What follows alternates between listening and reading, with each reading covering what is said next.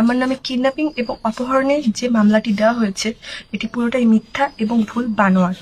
কেন আমি পুলিশ হয়ে কেন ওই থানায় মামলা করতে যাওয়ার পরও আমার মামলাটি নেওয়া হলো না?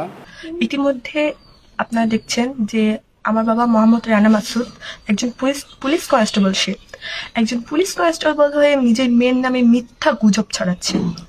আসলে আমার একটা দীর্ঘদিনের সম্পর্ক ছিল, 4 বছরের। আমার হাজব্যান্ডের নাম মোহাম্মদ শাহিদ হোসেন। তো আমার বাবা এই সম্পর্কটা আমার ফ্যামিলির মানুষজন এটা মেনে নিচ্ছে না। তো আমার হাজব্যান্ডের নামে পোস্টার ছাপাচ্ছে, মানে সব মিথ্যা। অপহরণ, মানে আমার হাজব্যান্ড আমাকে অপহরণ করছে, এসব মিথ্যা ছড়াচ্ছে। এর আগেও আমি চলে এসেছিলাম।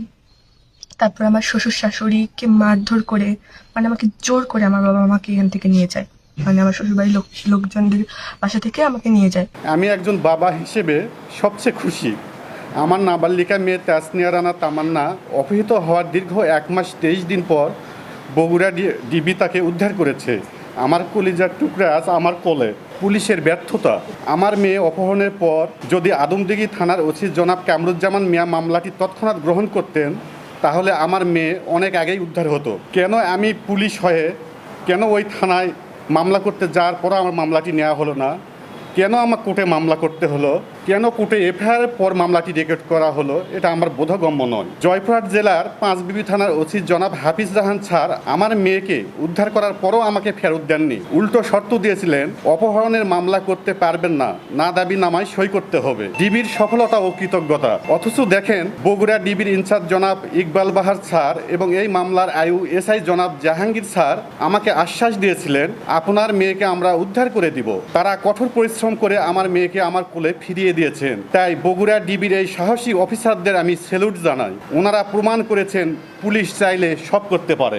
অপহরণকারীরা এবং কিছু অসৎ পুলিশ অফিসার এক প্রকার আমার মেয়েকে গায়েবী করে দিয়েছিল। তাদের মুখোশ উন্মোচন করে দিলাম। ওনারা আমার পিছে লেগেছেন, আমার চাকরি খাওয়ার চেষ্টা করছেন। তাই এসব অসৎ পুলিশ অফিসারদের আইনের আওতায় এনে দৃষ্টান্তমূলক শাস্তির দাবি জানাচ্ছি।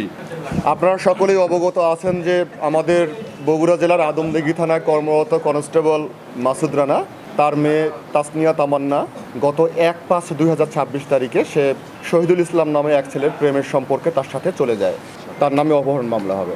আমরা তাকে এখন আমাদের হেফাজতে রয়েছে। তাকে আমরা কোর্টের সামনে হাজির করব। তার সেখানে সব কিছু বলার একটা আয়োজন আছে 22 ধারা মোতাবেক, এটা আইনের। সে সেখানে বলবে তার সাথে কি ঘটেছে না ঘটেছে, সে সব কিছু উপস্থাপন করবে। এর বাইরেও আমরা তার মেডিকেল করাবো।